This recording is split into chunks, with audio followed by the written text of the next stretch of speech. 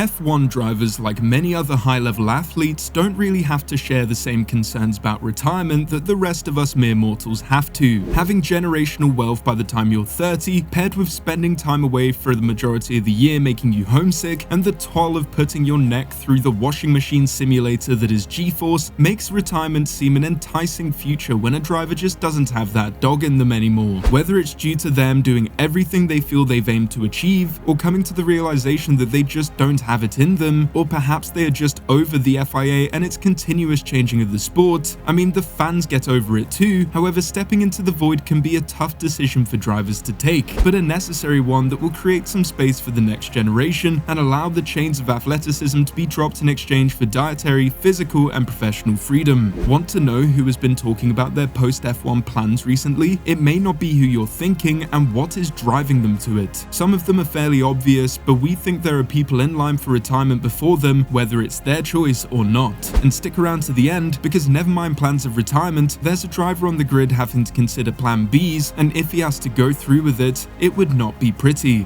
One of the most vocal drivers when it comes to taking the future into their own hands is Max Verstappen. Despite only being 26 years old, the three-time champ has made it clear for a couple of years now that he doesn't want to outstay his welcome within the sport, and he will not just race for racing's sake. For as long as Max is competitive, there will likely be a, well, okay, just one more championship and then I'm gone kind of attitude, but he's made his plans to dominate other series is clear, and when talking about his future within F1, Max had this to say.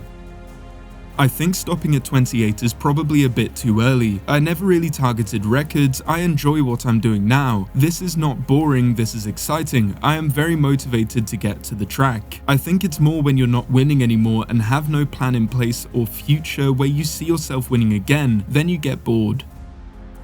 So he's not going anywhere before the end of his current contract, it seems, which runs out in 2028, but he may well be pushed out of his desire to continue by then, with Max giving his reasons beyond the recent tongue-in-cheek comments about the departure of fossil fuels from the sport as to why he may grow tired of the sport sooner rather than later, saying, "I feel like I'm living out of a bag, out of a hotel all the time. At the moment that's fine, I love driving, I love winning, but the older you get, maybe one day that's not anymore what I want."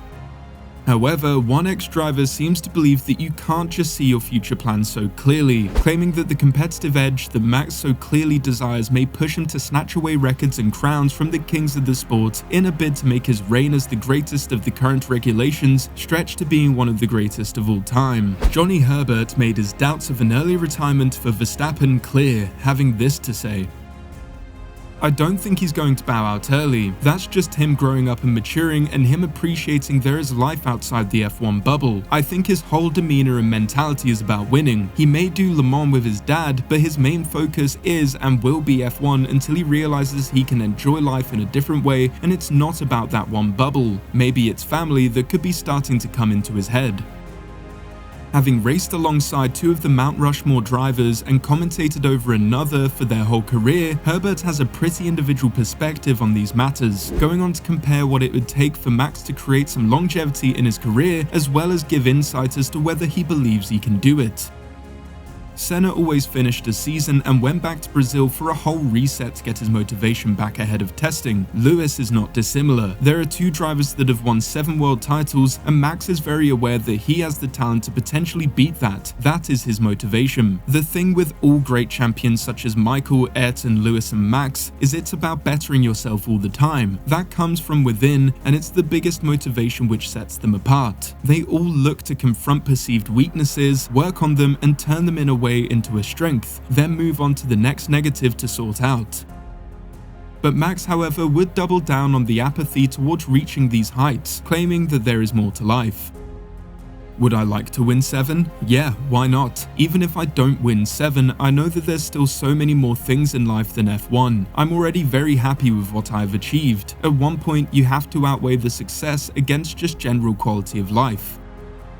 So it seems Max's future will likely become clear at the last minute, either bowing out in disgust of the sport's direction or going the Seb Vettel route of retiring for family. One man who hasn't had the retirement memo, however, is Fernando Alonso, who seems like he's aiming to break records of his own, that of being Louis Chiron as the oldest entrant into a Formula 1 event. Only 15 years to go, Fernando. All jokes aside, Alonso has recently made it clear as to what would actually push him into retirement, and it's about what you would expect from the man with a blood testosterone ratio of 1 to 100.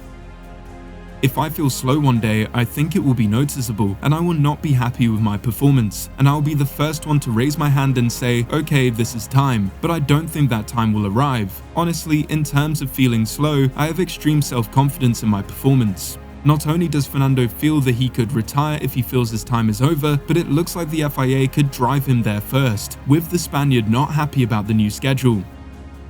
It's been a very demanding season in 2023 with only 22 races with 2 cancellations. Next year, with the proper 24-round calendar, we will have to see how it feels. I saw that it's a triple header. I don't know why. I thought that Vegas was alone next year. It's 3 races together. These kinds of things will drain my battery, not driving.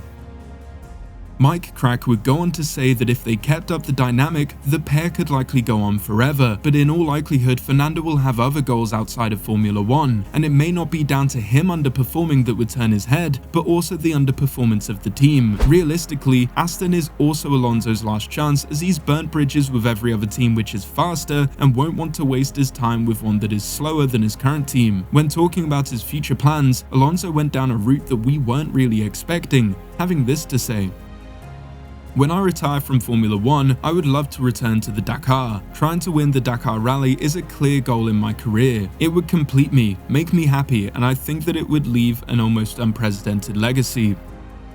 So, no Indy? We thought surely the Triple Crown would be enough of a temptation to pull Fernando stateside again. However, Alonso also used a key word there that might give us insight as to why he would give up on that dream. That word being unprecedented. The traditional Triple Crown has already been done, and while Fernando already has done arguably the hardest 2/3, while not giving himself the right amount of time in Indy to actually bed into the sport and make the most of it, doing something that has never been done and carving out a crown of his own, having not just won a single prestigious race on each calendar, but claiming the WEC and F1 world title and winning the Dakar Rally, and potentially pushing for a WRC championship after that goal, because knowing Fernando, winning races is a mere appetizer that may not satisfy his palate for domination. While these two are often the most vocal or considered when talks of retirement surface, in all likelihood, they're going to outlast many of the drivers on the grid. With the new regulations coming up, as well as fantastic yet untapped pool of current F2 champions, never mind the field fighting it out in F2 and F3 next year, we can see early cursing calls for many drivers up and down the grid, with the likes of both Sauber drivers seeing a full change of team around them, as well as a completely forgettable season last year, as well as the drivers like Logan Sargent and Kevin Magnussen having complete dumpster fire seasons. We can see at least a quarter of the grid exiting the sport before either Alonso or Verstappen. One driver whose future is unaccounted for is Lewis Hamilton, who Martin Brundle recently spoke on and suggested that he may look for a plan B if the opportunity doesn't present itself in the next few years to secure that 8th world championship.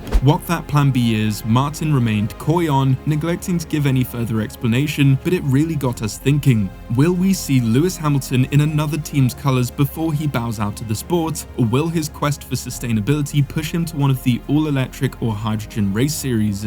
Personally, we'd love to see Hamilton behind the wheel in WEC or IndyCar, however, it would have to be for the right price for him. One thing's for sure, he's not done just yet, but let us know in the comments what you see for the future of one of the most divisive drivers of our time.